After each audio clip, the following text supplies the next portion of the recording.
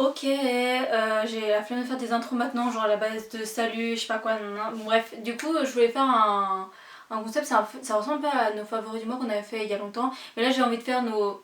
Pardon, il y a mon iPad qui s'allume derrière, bref. J'ai envie de faire genre le récap de la semaine, j'appelle ça. Bon, là c'est pas trop de la semaine parce que du coup c'est la première fois que je le fais, donc voilà. Et ma caméra a vraiment beaucoup de batterie, donc j'espère que la vidéo sera pas trop longue et que tout ma tête se tiendra, donc voilà. Donc en gros, le récap de la semaine, je vais parler de plein de. Genre soit des sujets, soit des trucs que j'ai regardés, soit de bails comme ça. Et bah je vais en parler, voilà. Enfin, pas de l'intro. Ok. Donc, premier truc, alors genre sur mon téléphone j'ai une liste de notes avec genre des petits sujets et tout. Donc, premier truc, je vais parler de Zach Sang. Donc, Zach Sang en gros c'est un intervieweur que j'ai découvert parce que j'ai regardé des interviews de Conan Gray. D'ailleurs, je pense que je vous mettrai le lien en barre d'infos. Il en a fait deux, elles sont incroyables. Et du coup, de ça, je voulais voir s'il avait fait avec des personnes de la K-pop. Du coup, voilà. Du coup, j'ai regardé plein d'interviews et tout et elles sont trop bien. Je pense que je vous mettrai 2-3 liens des meilleures interviews sur moi que j'ai vues d'idoles de K-pop, enfin de groupes de K-pop qu'il a fait. Et genre c'était trop bien, genre le gars il pose des questions genre trop intéressantes, hyper précises. C'est genre quand il parle avec des gens de la musique, tu vois, il parle de musique en musique, il s'intéresse vraiment au sens, au meaning des musiques, etc. Par contre, bah, les interviews sont en anglais, il y a des sous-titres en anglais, ça peut aider, mais je sais pas si c'est des sous-titres en français, voilà. Mais voilà, donc je vous conseille de fou d'aller voir cette interview, c'est trop intéressant. Et genre s'il a fait avec quelqu'un que vous aimez bien, genre que j'ai pas mentionné, genre n'hésitez pas à aller voir tous, parce que vraiment il pose des bêtes de questions. Ensuite, ouais, je vais parler niveau. Ça va être un peu un mess cette vidéo, je vais parler plein de sujets et tout.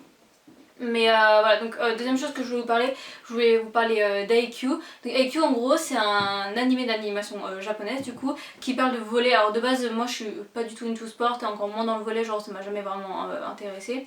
Mais en gros cet animé il est basé sur deux personnages bon, ouais, deux personnages, Hinata Shoyo et Kageyama Tobio, voilà. Et en gros, c'est deux jeunes collégiens qui arrivent au lycée en première année, du coup en seconde, et du coup qui veulent se mettre dans leur club de volley. Et le club, c'est un ancien club qui était réputé, qui a même allé au national, mais qui au fur et à mesure du temps a perdu de sa prestance, on peut dire ça. Et du coup, ils arrivent, ils sont très doués, et même entre deux, ils ont des petites techniques spéciales et tout. Bref, il y a 4 saisons, j'avais un peu la flemme de commencer, mais vraiment, je vous le conseille de fou si vous êtes into animé et tout. Même si vous dites que le sport c'est pas de votre vibes, etc. et tout, vraiment je vous conseille, il est incroyable. Dans les persos secondaires, ils ont grave développé d'autres persos. Je pense que je vous mettrai genre sur l'écran les persos que j'aime bien qui sont en secondaire. Genre mon perso principal, mon perso préféré c'est Kageyama, mais bon, il y en a d'autres. Du coup, voilà, donc je vous conseille vivement cet animé, l'animation elle est incroyable. Je trouve qu'elle s'améliore de saison en saison en plus, donc vraiment c'est trop bien. En truc, donc là c'est jeu PS4, je sais que je passe du coq à l'âne dans cette vidéo, où j'utilise des expressions françaises, mais juste je trouve ça cool de parler plein de trucs, et je sais que j'enchaîne un peu vite, mais j'ai envie que la vidéo soit genre dynamique, voilà. Donc en troisième truc, du coup, on a eu des jeux PS4. Donc on a eu Cold War, je vais arriver. Et du coup, personnellement, ce que j'aime bien, c'est les campagnes, même si c'est pas trop logique, parce qu'en général, les gens qui jouent à Code, c'est pour le mode multijoueur. Mais j'aime trop le mode campagne des Code, et je trouve qu'il est grave sous-estimé. Et du coup, là, il est trop. Enfin, là, je trouve qu'il a été vraiment bien fait, même si les autres sont trop bien. Genre, celui sur la Seconde Guerre mondiale était incroyable. Le dernier Modern Warfare était incroyable aussi. Et ce que j'ai bien aimé dans lui, c'est que je trouve que la partie campagne, ils l'ont développé dans le sens de. Ils ont mis des mondes avec des petites énigmes où tu dois résoudre. Il y a des quêtes principales, des quêtes secondaires, etc. Tout. Et vraiment c'est incroyable, c'est vraiment cool. Donc voilà. Et aussi on m'a prêté Red. Attends, des fois je galère à dire Red Dead Redemption 2, voilà. Et du coup je suis en train de le faire. Et vraiment c'est trop stylé, ça fait un peu genre open world où tu as genre une histoire de base. Et genre là en gros t'as un endroit et tu dois faire plein de petites mini-histoires, etc. Et au fur et à mesure ça avance l'histoire globale, je sais pas si ça a du sens, voilà.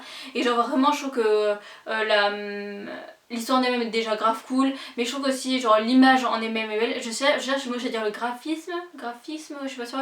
Et genre je trouve qu'il est incroyable, le son, la musique. Et tu sais quand il y a des moments gros, pour ceux qui connaissent pas du tout Red Dead Redemption, c'est genre dans un univers un peu Far West si on peut dire ça, genre t'es souvent à cheval, tu fais des longues routes pour arriver à des objectifs sur la map et tout, et genre dans ces moments là genre ils te mettent genre une musique d'ambiance et tout, donc tu sais c'est un jeu genre très chill, genre c'est pas un jeu en mode genre où ça va vite et le but c'est d'aller plus vite tout, c'est vraiment genre chill comme jeu, tu vois, genre c'est genre très long, genre avec la musique calme et tout, et vraiment c'est vraiment cool, je kiffe de fou.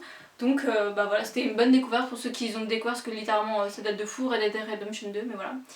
Ah oui, j'en ai fait 1 milliard de stories là récemment, mais il y a eu le reportage sur Zone Interdite qui parlait de la non-binarité du coup.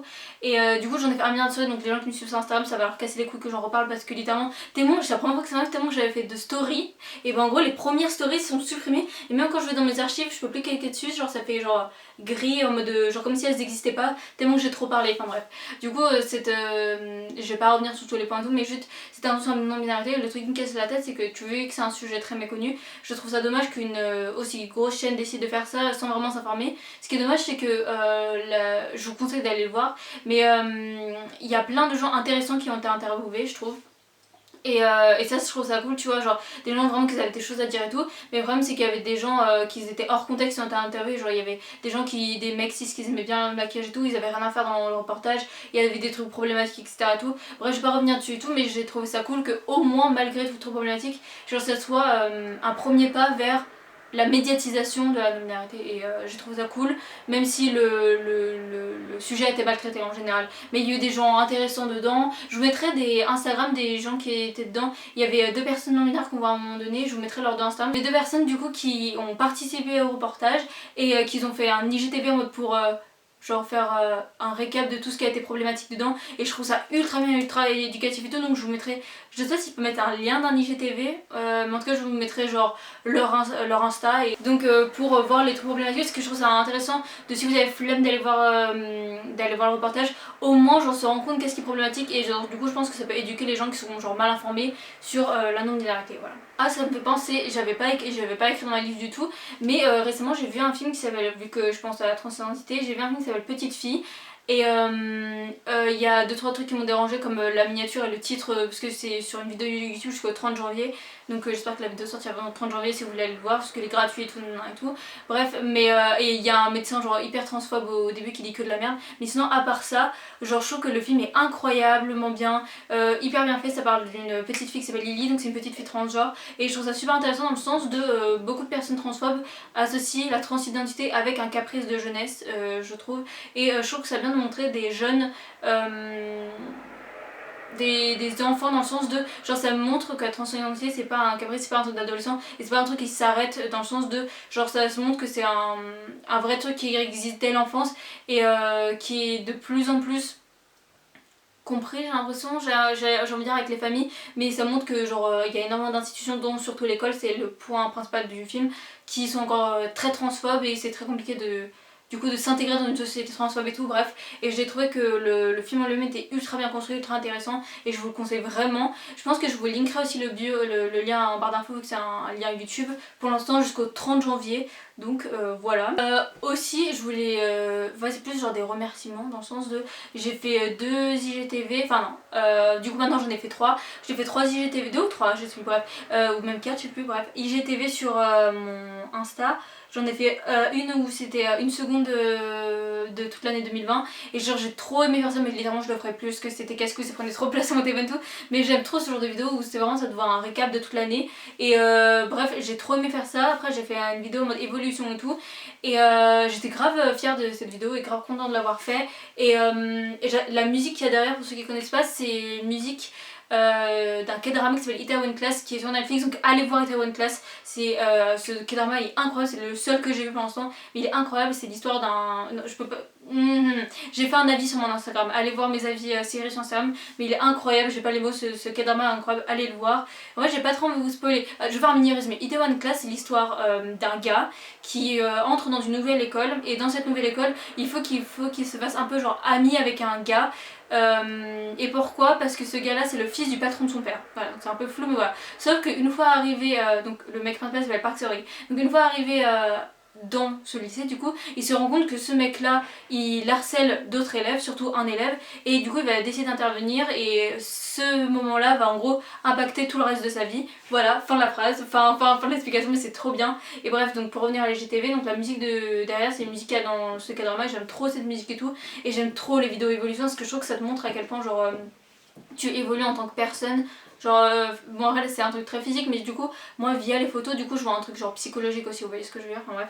Et du coup, je trouve que c'est un truc en vrai pas comme tout le monde devrait faire, mais je trouve qu'en fait pour moi genre ça m'aide de fou de voir des photos d'avant pour montrer que des fois quand tu te poses des questions de ah est-ce que j'ai vraiment changé, est-ce que j'ai vraiment évolué, est-ce que en gros j'ai réussi à devenir une meilleure personne que je l'étais, bah, je trouve que ce genre de vidéo ça aide, je sais pas comment expliquer mais on se dit à cette période là j'étais comme si, j'ai fait telle erreur, j'étais comme ça, genre maintenant regarde comme je ferais plus si, ou même si tu feras toujours des erreurs peu importe la période de ta vie, mais vous voyez ce que je veux dire, genre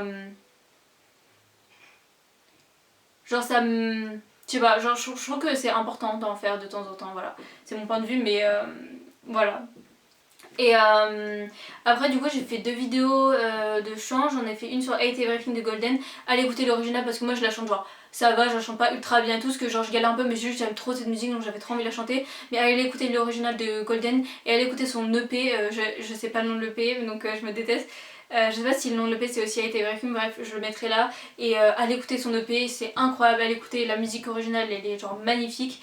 Et j'ai fait aussi un truc a cappella sur Yesterday, genre cette musique c'est un chef d'œuvre aussi et genre je trouve ça cool, genre ça m'amuse, je pense que j'en ferai plus souvent et je sais pas si en fait sur YouTube le problème c'est que je trouve ça fait trop sérieux en fait le truc de Instagram, ce que j'aime bien c'est que ça fait juste pas prise de tête, genre juste je mets genre un truc karaoké, je chante par dessus ou je chante a cappella, je m'en fous donc voilà donc je ferai ça, j'en ai fait 2-3 trucs covers ou des trucs comme ça vite fait sur TikTok, je mettrai mon TikTok parce que l'arrobase a changé en barre d'infos, juste j'aime trop faire ça, genre juste ça m'amuse et je pense que je réfléchirai à la prochaine musique que j'ai envie de chanter, je sais pas encore, voilà.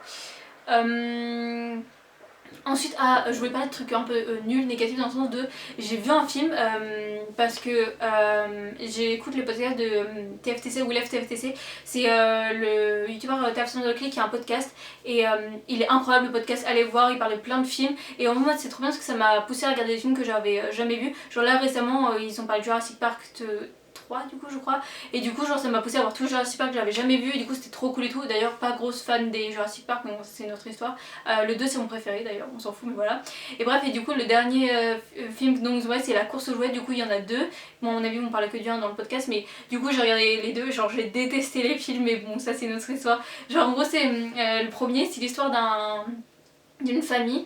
Il y a la mère, le fils et le père, et en gros le père c'est genre vibes, genre jamais là, toujours absent à chaque fois qu'il y a des grands événements, genre son fils fait du judo ou du karaté je sais plus, et ben en mode qu'il y a par exemple des changements de ceinture, genre en mode il est jamais là, il s'en fout et tout, et genre en gros le seul moyen pour se rattraper c'est genre lui acheter des trucs, donc comme genre l'argent pour lui genre acheter tout, et du coup il y a ce truc de genre ah tu veux quoi pour Noël et tout, et genre il veut un cadeau très précis, et c'est genre il va essayer de comment on dit surmonter ciel et terre, c'est pas ça l'expression, pour trouver ce cadeau là, pour essayer genre de récupérer l'amour de son fils et tout. Bon après à la fin genre la leçon c'est pas ça tu vois.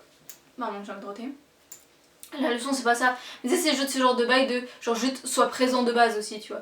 Et bon bref donc j'ai pas spécialement aimé mais voilà je veux juste en parler, parce que bon même si le film j'ai pas aimé et tout, mais allez écouter le podcast ou TFTC pardon, c'est ultra intéressant, toute la team là-bas est ultra intéressante, ils ont de best, ils ont des anecdotes incroyables à chaque fois et en général ils parlent du film, Marie il parle de plein de sujets autour de film, imaginons genre je sais pas genre là il parle de jouets par exemple tu vois dans le film, bah se trouve là j'ai pas vu, je l'ai pas encore écouté mais on parlait l'impact des jouets dans les films et du coup bah dans quel film genre un jouet est genre le truc le plus important du film, vous voyez ce que je veux dire, et du coup c'est trop intéressant et genre c'est incroyable et en plus ça aide à développer ma culture cinématographique donc c'est trop bien. Ensuite je voulais parler de la série, bon là c'est un peu genre tout le monde en a parlé donc je vais vite passer dessus, mais avec Marine du coup on a vu récemment le jeu de la dame et c'était trop bien, j'ai trop aimé le jeu de la dame, genre l'actrice principale, désolée je sais pas son nom mais je l'écrirai sur l'écran, genre est incroyable, elle joue tellement bien, genre je trouve que l'histoire est, j'aime trop le mini-série, c'est ultra bien rythmé, c'est sur l'histoire d'une petite fille qui va commencer à devenir passionnée des échecs et qui va se rendre compte qu'en fait elle est très douée, et en gros c'est sur genre une histoire, donc c'est pas sur une histoire vraie, c'est sur cette fille là qui va devenir très douée aux échecs et sur sa vie en tant que femme, c'est dans les années 60 de jouer aux échecs, même si c'est pas trop poussé sur sa condition de femme, ça, enfin en mode je trouve ça cool tu vois, bref je trouve que c'est incroyablement bien joué, en plus il y a l'acteur qui jouait aussi qui jouait Nut, je sais pas, dans Labyrinthe, j'aime trop cet acteur, du coup c'était trop cool de le revoir autre part que dans Labyrinthe, et donc j'ai adoré cette série, je vous le conseille, en plus c'est genre 26 épisodes je crois qui sont un peu longs je crois, mais genre c'est hyper cool, genre allez voir cette série, n'hésitez pas à foncer, c'est trop intéressant. Et en dernier sujet je vais vous parler d'une personne, en gros en ce moment sur TikTok Genre je tombe souvent sur des trucs de Mika et en fait à force TikTok c'est un truc en fonction de ce que tu regardes ça te met plus de trucs qui pourraient te plaire et du coup je tombe souvent sur des trucs de Mika et juste genre déjà genre je suis fan de ce gars depuis toujours, genre je l'aime trop, j'aime trop ses musiques et tout. Son dernier album genre je l'ai dans son entièreté je l'ai pas autant poncé que ça mais j'ai poncé genre certaines musiques genre Ice Cream, genre Dear Jalousie qui est incroyable et genre plus je vois et plus genre je trouve que sa vie elle est fascinante dans le sens de genre il parle de quand il est arrivé quand il était à l'école et qu'il s'est fait harceler énormément ou quand il était dans une maison de disques et qu'on lui a reproché d'être pas assez masculin et qu'il devait être plus comme Robin Williams etc et tout et qu'en gros il a insulté les verts en faisant Grace Kelly et qu'en gros après il a gagné un prix devant les gens qui l'ont genre pas accepté comme il était et tout et je trouve que genre juste ce gars genre ultra inspirant genre il est là partout genre en France mais il a une communauté genre dans le monde entier il est même allé à un truc en Italie et il a genre je sais pas c'était quand mais genre il a dit ah je vais vous parler de Kenji et tout genre parce que c'était le seul qui s'était retourné à The Voice sur Kenji et tout genre vu que maintenant Kenji est devenu très connu et tout du coup c'est trop cool parce que genre il suit comme genre les artistes qu'il a réussi à faire monter et tout bref je trouve que c'est vraiment une belle personne voilà. Bon bah du coup ma caméra a coupé du coup là je suis avec mon téléphone donc j'espère que ça va bien rendre quand même. Je pense que normalement ça devrait être un peu fluide non comme fin mais juste pour vous dire que j'espère que cette vidéo vous aura plu. Je sais pas en mode quand on va revenir mais j'aime bien ce genre de truc de on filme comme on a envie etc et tout. Et du coup voilà donc n'hésitez pas à vous abonner à la chaîne YouTube, à aimer, partager, commenter et à suivre nos Insta respectifs. Donc maintenant moi j'ai changé mon arrobase, maintenant c'est so-drvz, celui de Marine, celui de Lemes et celui de Marine Makeup donc Assis la vie en rose. Et bah voilà, j'espère que ça vous plaira. Ah oui, et d'ailleurs, je pense que dans la barre d'infos, il y a nos TikTok respectifs parce qu'on fait des trucs iconiques. Donc n'hésitez pas à nous suivre sur nos TikTok respectifs. Et bah voilà, hein. Bisous!